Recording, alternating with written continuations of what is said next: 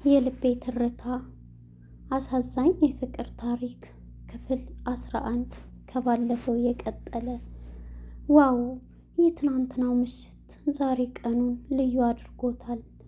መቅደስማ ሌላ ሰው ሆናለች። ገና ከእንቅልፏ ስትነቃ ፊቷ በሐሴት ያበራ ነበር። ሁሌም ጓደኞቿ ጨራርሰው ወደ ክላስ ሲሄዱ እሷ ረጋ ብላ ለሳምንታት የረሳቻቸውን መዋቢያዋን አንስታ ትቀባባ ጀመር።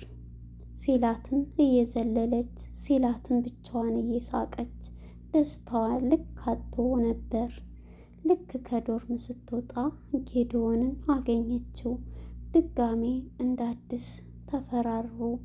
እሱም ኮስተር አለና እሷም እንደ በፊቱ በመርበትበት ሰላም አደርክ ብላ ጠየቀችው። እሱም ፈጣሪ ይመስገን ብሏት ወሬ ሳይጨምር መንገዱን ቀጠለ። እሷም ይህንን ቃሉን ስለነበረ የናፈቀችው ደስታዋ ጨመረ። እየዘለለች ወደ ክፍል ሄደች። አስተማሪው መምህር ያሬድ ነበር። ትንሽ ደቂቃዎችም ሆኖታል ትምህርት ከተጀመረ። መቅደስ ምንም ሳትል ቀጥታ ገባች። ያሬድን እልክ ስለነበረበት እስካሁን የት ነበርሽ ብሎ ተቆጣት። እሷም የምትለው ሲጠፋባት ከጌዱ ጋር ነበርኩ ልትል አስባ ገና ጌዱ የሚለውን ቃል ካፏ ሳይወጣ ያሬድ በንዴት ጌዱ ታዲያ ምን ይጠበስ? የሚያዋጣሽ ትምህርትሽ ነው፣ ያ በሽተኛ ነው ብሎ ጮኸባት። በአንዴ ደስታዋ ከፊቷ አጠፋው። መቅደስን ይቅርታ ቲቸር፣ መናገር ካለብህ እኔን ተናገረኝ፣ በተረፈ ጌዱን እንድትናገረው አልፈቅድልህም ብላ መሬቱን እየደበደበች ሄደች። ወደ ወንበሯ ላይ ቁጭ አለች። ዮናስም ጌዲዮንን ማስፈራራት ፈልጎ ስለነበረ ከጓደኞቹ ጋር መንገድ ላይ ቆሞ ጠበቀው። አጠገባቸው ሲደርስ ና አለው። ጌዲዮን አንገቱን እንደደፋ እኔን ነው አላቸው በተኮሳተረ ድምፅ። አዎ አንተን ነው ና። ጌዱም ያለምንም ፍራቻ አጠገባቸው ሄደ። ምን ፈለጋችሁ አላቸው። ዮናስም ከት ብሎ ስቆ ወገኛ፣ ከእንዳንተ አይነቱ በሽተኛ ደግሞ ምን ያስፈልጋል ሲለው ጌዱ ቆጣ ብሎ ታዲያ ለምን አስቆማቸውኝ አለ። ዮናስም ላስጠነቅቅህ ስማ፣ ከመቅደስ ስርስር እላለሁ ብትል እደፋሃለሁ፣ ታውቃለህ እደፋሃለሁ። ጌዱም በፌዝ መልክ እያየው ውይ ታዲያ ብትነቀኝም እኮ ከኔ ትልቅ ነገር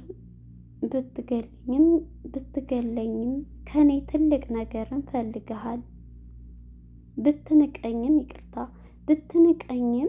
ከኔ ትልቅ ነገር ፈልገሃል።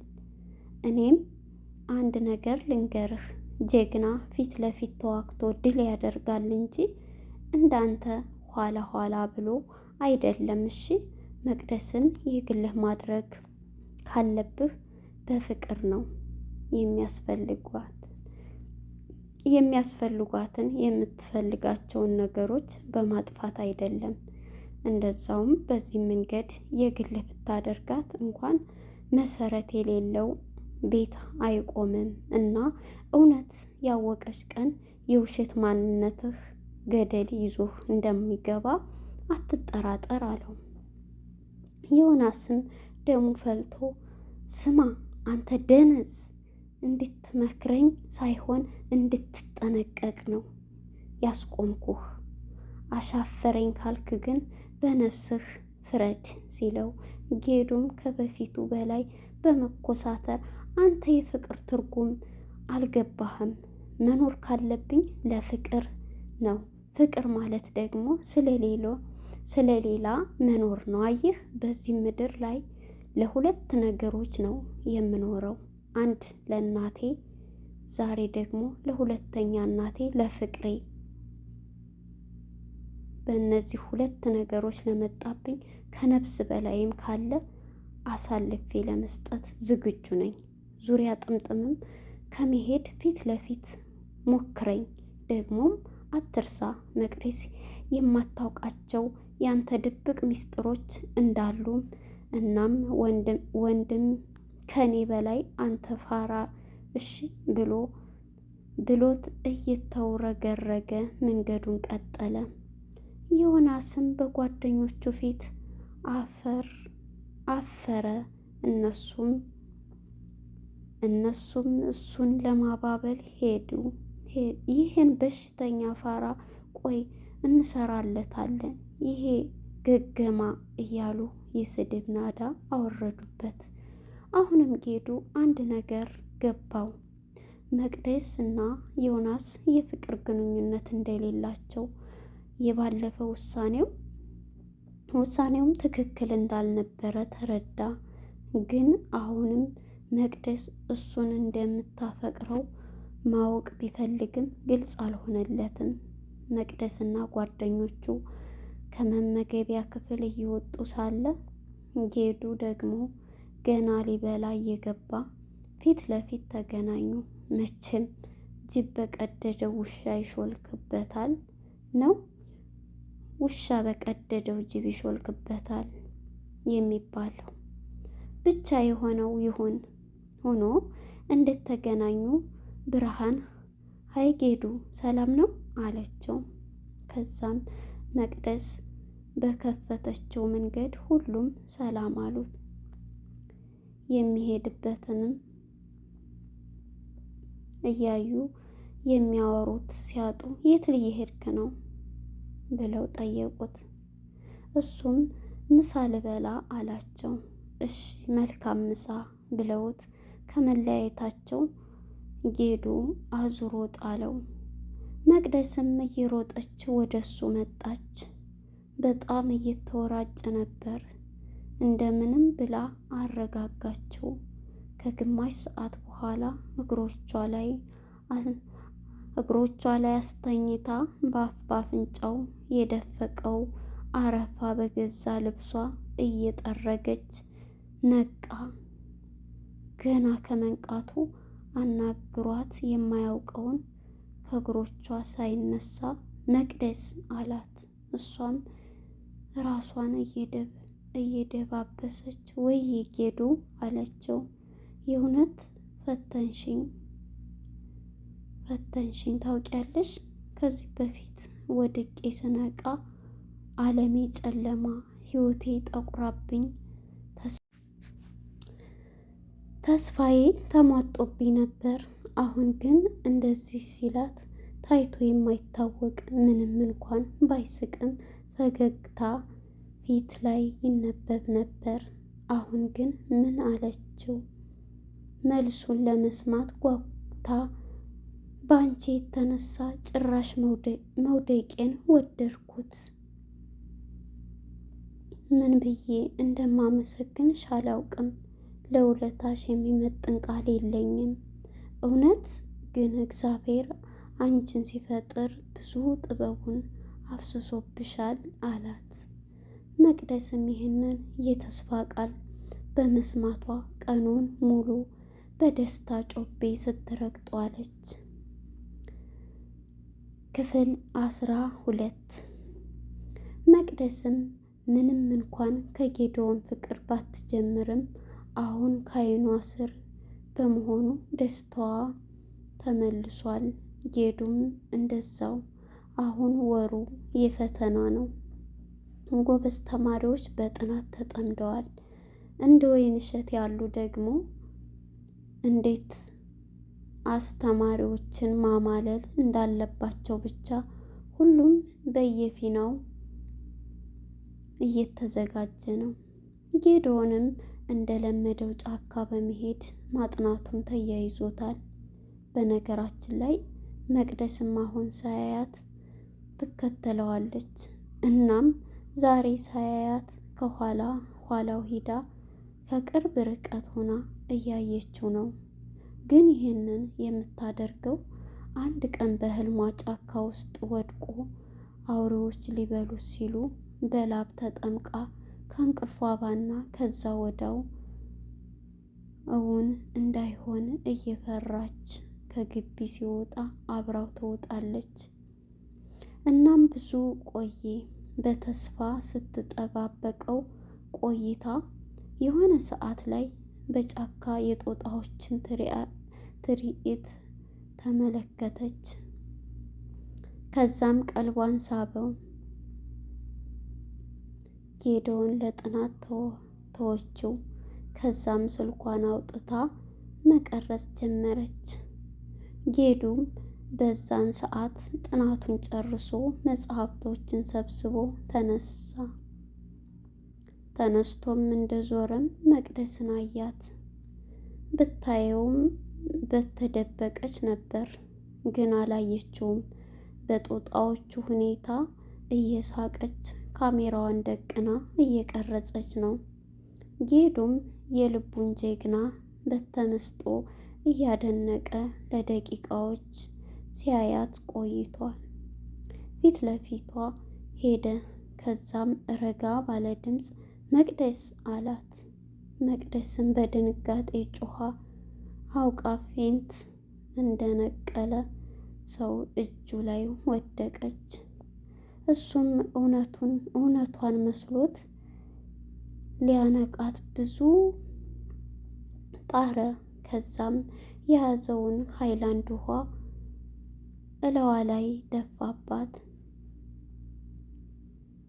ሆን ብላ እያለከለከች ነቃች። እሱም ምን ሆንሽ አላት። እሷም እንዴ አስደነገጥከኝ እኮ አለችው። በእርግጥ ከሚባለው በላይ ደንግጣለች። ከዛም እንደማያውቅ ሆና ቆይ እዚህ ምን ታደርጋለህ አለችው። ጌዱም እኔማ በብዛት እዚህ ነው የማጠናው፣ ይልቅ አንቺ እዚህ አስፈሪ ጫካ ብቻሽን ምን ታደርጊያለሽ አላት። መቅደስም አምጣ ምንም መሰለህ የፎቶ ኤግዚቢሽን አለብኝና ለዛ ነው ስትለው ተቆጣት። እንዴ ቢሆንስ ቢያንስ ከጓደኞችሽ ጋር አትመጭም? ቆይ እኔ እንዳይገኘሁሽ አውሬ ቢያጋጥምሽስ? በሁኔታው ደስ አላት። በእርግጥ ማንም ቢሆን የሚያፈቅረው ሰው ሲጨነቅለት ያስደስተዋል። መቅደስም ያኔ ደስታ ነው የተሰማት። ቀጥላም እሱን ጠየቀችው። እሱም ከልጅነቴ ጀምሮ የለመደው እንደሆነ ነገራት። መንገድ ጀመሩ። መቅደስም ልክ እንደ አዲስ ሰው መወለጋገር ጀመረች። ጭራሽ መሄድ ያቃታትም መሰለች። ጌዱም በእጆቹ ደግፏት፣ እሷም ይህንን ስለነበረ የፈለገችው ፈገግ አለች። ግቢ ሲገቡ እንደ ደገፋት ነበር። ብዙ ተማሪዎችን አስገርሟል። ዶርም ስትገባ እነ ሰአዳ ቆይ አብረን እናጠናለን ተባብለን የለም እንዴ ምን ነው ቆየሽ አሏት። እሷም ከነሱ ምንም ስለማትደብቅ ነገረቻቸው። ከዛም ጥናቷን ጀመረች። ወይንሸት ግን ማጥናት አልፈለገችም። ቢሆንም መቅደስ በግድ ያዘቻት። ከዛሬም በጋራ የሚያጠኑትን ሲጨርሱ በግል እንዲሰሩ ጥያቄ ሰጠቻቸውና ወይንሸት ብቻዋን ማስጠናት ጀመረች። ግን ምንም ሊገባት አልቻለም። ሀሳቧ ሁሉ አብሯት የለም። መቅደስ ተበሳጨች። ብርሃንም በሁኔታቸው እየሳቀች መቅደስ አትልፊ፣ ወይንሸት እኮ እንኳን አንቺ ጌዱ ቢያስጠናትም አይገባትም ስትል ወይንሸትን በንዴት ትራስ ወረወረችባት። መቅደስም ብርሃን እንደዛ ስትል አንድ ሀሳብ መጣላት። ክፍል 13 ብርሃን መቅደስን እንኳን አንቺ ጌዱ ቢያስጠናትም አይገባትም ስትል መቅደስ አእምሮዋ ላይ አንድ ሀሳብ መጣላት። ብርሃንና ወይንሸት ሲጣሉ መልስ አልሰጠቻቸውም። እስካሁን ከጌዶን ጋራ አብረው ለመሆን ብዙ ተጨንቃለች። ከዛም በውስጧ አዎ አስጠናኝ ብለው መቼም ጨክኖ እምቢ አይለኝም፣ አዎ እለዋለሁ እያለች ሳታስበው ፊቷ በፈገግታ ተሞላ። ለምን ብሎ የጠየቃትም የለም። ምክንያቱም በሁለት ጸብ እየተገረመች መሰላቸው። በነጋታው ልትጠይቀው ከክፍል እስኪወጣ መንገድ ላይ ጠበቀችው። ከዚያም ሁሉም ተማሪዎች ወጥተው ሲያልቁ መጨረሻ ላይ አቀርቅሮ መጣ። መቅደስም ምን እንደምትለው እየተለማመደች ነበር። ግን እሱ ስታየው ሁሉም ጠፋባት። እንደደረሰም አያትና ሰላም ሲላት ተጠጋት። እሷም ግን ደንግጣ ስለነበረ አንደበቷ ተያያዘ። እጅግ እየተንቀጠቀጠች ለሰላምታ መዘርጋት አቃተው። ጌዱም ምን ሆነሽ ነው አላት። እሷም በመጠየቅና ባለመጠየቅ መሃል ሆና አይ ምንም ስትለው የሆንሽማ ነገር አለ ለምን አትነግሪኝም አላት። እሷም ጎበዝ ተማሪ አይደለክ አለችው። እሱም ማለት አላት። ማለትማ የፈተና ዝግጅት ስለከበደኝ እንድታስጠናኝ ነው አለችው ቁና እየተነፈሰች። ጌዱም እንዴ እኔ አንቺን ቀለሜን አይደለሽ እንዴ አላት። መቅደስም ካልተመቸህ ችግር የለውም ስትለው አረ ለዛ አይደለም ማንንም አስጠናኝ ብሎ ስለማያቅ ገርመሺ ነው እንጂ ማስጠናቱን አለመፈለግ አይደለም። ደስ ካለሽ ከትምህርት ቤት ሰዓቴ ውጭ ማጥናት ስትፈልጊ ሁሉንም ጥሪኝ ይመቸኛል አላት። ጥያቄዋን በፍጥነት ስለተቀበላት መቅደስም ደስ አላት። ይሄኔ ዮናስ ካፌ ቁጭ ብሎ እያያቸው ነበር። በሚያየውም ነገር ተበሳጨ። የውርርዱ የመጨረሻ ወር ላይ ነው ያለው።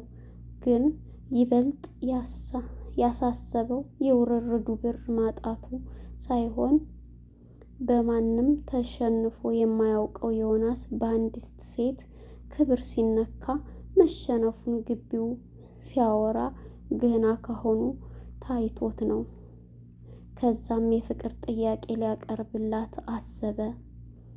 ጌዱም መቅደስን ይዟት ላይብረሪ ገባና መጽሐፍትን ይዘው ወጡ። ከዛም ቀጥታ ወደ ጫካ ሄዱ። እዛም አጥንተው ለነገሩ ምን አጥንተው እሱ ለፈለፈ እንጂ መቅደስ አንዱንም አልሰማችውም። ከዛም እንደጨረሱ እንሄድ ሲላት አይ ለምን ትንሽ እንጫወት ቦታው ደስ ይላል አለችው። ደስ ካለሽ እሺ አላት። ጌዱ ከማንም ጋር አፍ ላፍ ገጥሞ አውርቶ ስለማያውቅ በመካከላቸው ዝምታ ሰፈነ። ከዛ መቅደስ እኔ የምለው እስኪ ታሪክህን አጫውተኝ ብላ ጠየቀችው። እሱም መጀመሪያ አንቺ ንገሪኝና እነግርሻለሁ አላት። ትንሽ አንገራግራ ቀጠለች። ተወልጄ ያደግኩት አዲስ አበባ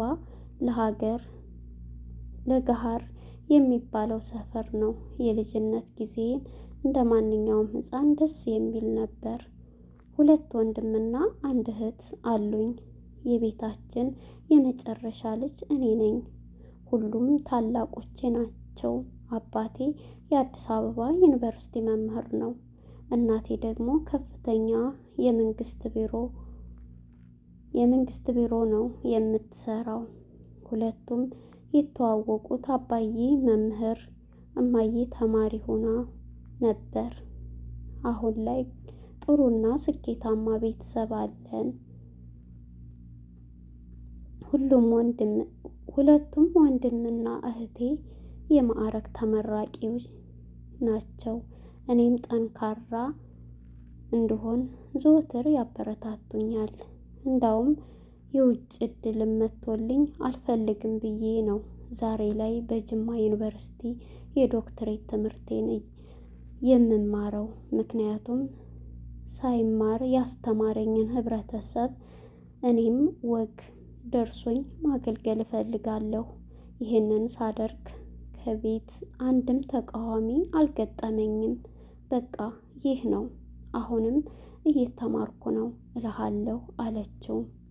ጌዱም ዋው የሚያስቀና ቤተሰብ ውስጥ ነው የበቀልሽው አላት። መቅደስም አመሰግናለሁ ስትለው ኧረ ምንም አይደለ፣ ደግሞ ተምረሽ አንቺም ጥሩ ቦታ እንደምትደርሺ አልጠራጠርም አላት። ከዛ የእሱን እንድነግራት ስትጠይቀው ነገ ዲያራውን አገላብጦ መጥቶ እንደሚነግራትም ቃል ገብቶላት ተነስተው ወደ ግቢ ተመለሱ። ልክ እንደተለያዩም ዮናስ አስቆማት። እሷም ሰላም ካለችው በኋላ በጣም ለጥብቅ ጉዳይ እፈልግሻለሁ አላት። እሷም ምን እንደሆነ ስትጠይቀው ማታ እራት እየበላን እነግርሻለሁ ብሎ ትልቅ ሆቴል ከምሽቱ 2 ሰዓት እንድትመጣ ጋበዛት። በፍጹም እንዳትቀሪም አስጠነቅቃት። እሷም የማትረሳው ውለታው አስገደዳት። ውስጧም ቢደነግጥም ፈቃደኛ ሆነች። ሰላም ጤና ይስጥልን ውድና የተከበራችሁ አድማጮቻችን፣ እንግዲህ ክፍል 13 የሚመስል ነበር። እስከ ክፍል 13 ነው ያቀረብኩላችሁ። ወዳችሁና ፈቅዳችሁ ስለተከታተላችሁ እናመሰግናለን። እንግዲህ የጌዶንና የመቅደስ የፍቅር ታሪክ እንደቀጠለ ነው ማለት ነው። እስከ መጨረሻው እስከማየው ጓጉቻለሁ። ምን ላይ አሁን ላይ ተፋቅረዋል ሙሉ በሙሉ ማለት ነው። እንግዲህ በመሀል የገባው ዮናስ እራት እንደጋበዛት ነው። አሁን እዛ ላይ ምን ይፈጠር ይሆን የሚለው እንግዲህ አብረን የምናየው ይሆናል። እስካሁን የነበረንን ቆይታ አመሰግናለሁኝ። ወዳችሁና ፈቅዳችሁም ስለምትከታተሉ በቀጣይ ፓርት 14 እንቀጥላለን ማለት ነው። እስካሁን የነበረንን ቆይታ እናመሰግናለን። እንግዲህ የጌዱና የመቅደስ ታሪክ እንደቀጠለ ነው። በቀጣይ እስከምንገናኝ ሰላም ለሀገራችን። ባይ ባይ።